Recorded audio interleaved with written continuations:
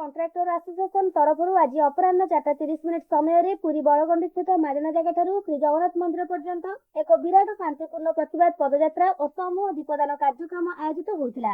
पदयात्रा पुरीर समस्त विभाग ठिकादार मान सहित प्राय 200 रु अधिक ठिकादार अंशग्रहण करते। पुरी जिला ठिकादार महासंघर सभापति संपादक और अन्य प्रतिनिधि मान ओडिशा ठिकादार महासंघर पदाधिकारी माने योगदान कर निज आभिमुख्य प्रकाश करते। ओडिशा सरकार द्वारा जनवरी 3 तारिख में जारी होता नूतन टेंडर नीति अनुसार 0% ठारू अनलिमिटेड शतकड़ा पर्यंत लेस जेकोसी ठिकादार कार्य टेंडर पकाई पारे। पूर्व यह 14% 99 शतकड़ा लेस सीमित थिला। ठिकादार मान मतानुसार यह नूतन व्यवस्था द्वारा कार्यर मान ह्रास पाइबा सह कार्यधारा विकृत होब।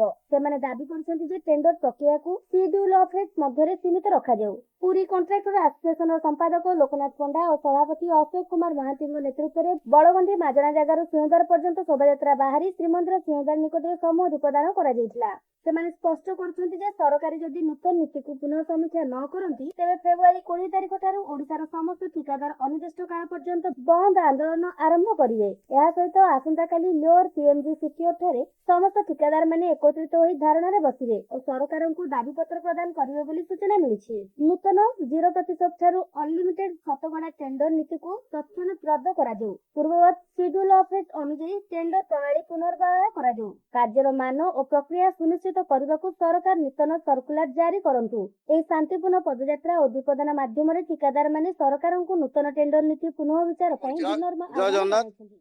मु Ashok Kumar Mahanti Puri municipality contractor association सभापति अछि।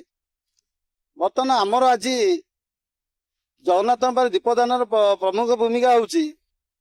आमे सरकार जो नीति करिसेंती हमर 14.99 टा उठेई देइकरी बर्तमान सेटा अनलिमिटेड करदेले। अनलिमिटेड कला करबाठू आम कंट्राक्टर भाई भितर आम आगे गंडगोल होकर बर्तमान बजाबजी परिस्थिति गलानी।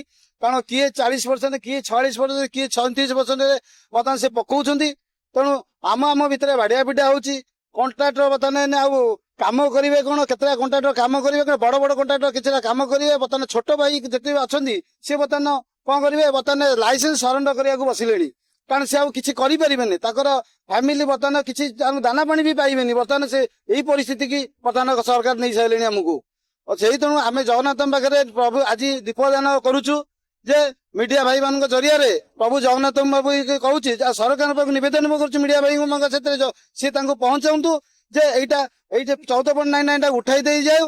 एटा सिडिल लेटर करा जाऊ। सिडिल लेटर कहले कामर मान भल रहिबो कंट्राक्टर 2 पैसा पाइबो ता फैमिली भी चलिबो। मोर एतिकी गुआरी आपनको माध्यम रे सरकार पाक निवेदन।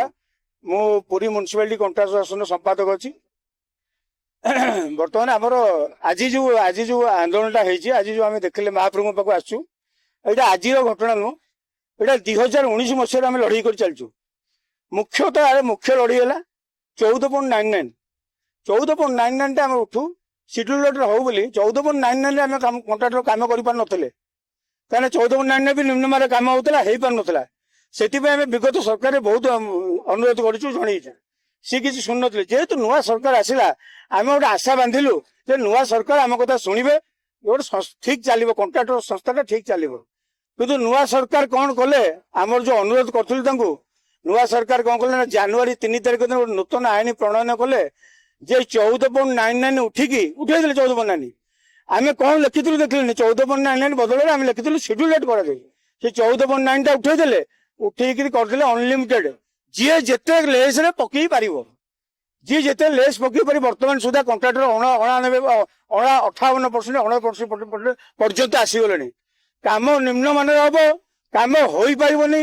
कंट्राक्टर जाति विलुप्त हो कंट्राक्टर जाति रही जो मैं जदि आम कंट्राक्टर मैंने खाई जाऊँ करूनु ताले निजे सरकार काम करू आमको कहीं काम दूसरी आमको काम देकरी आमको छाड़ी दूसरी तुम 60% या अर्थ गोटे खास्ता टेंडर से 3टा काम करने चाहते लेस आउ गए काम करदे।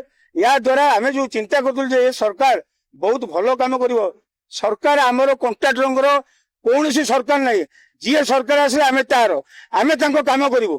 एभलिया जो मारण नीति कर द्वारा कंट्राक्टर जाति लोप हो काम हम ना 2 दिन बीज भुशुड़ रास्ता खोली केवल सरकार ही दायी से आज आम महाप्रभु पाखे निवेदन करने आसचु महाप्रभु सरकार कंठे बसंतु सरकार शेड्यूल डेट करंतु काम भल हो ओडिशा उन्नति हो काम भल हो शेड्यूल डेट कर दियंतु शेड्यूल डेट करदेले समस्त खुशी हेबे काम भल हबो महाप्रभु कंट्राक्टर जाति दायित्व रहे।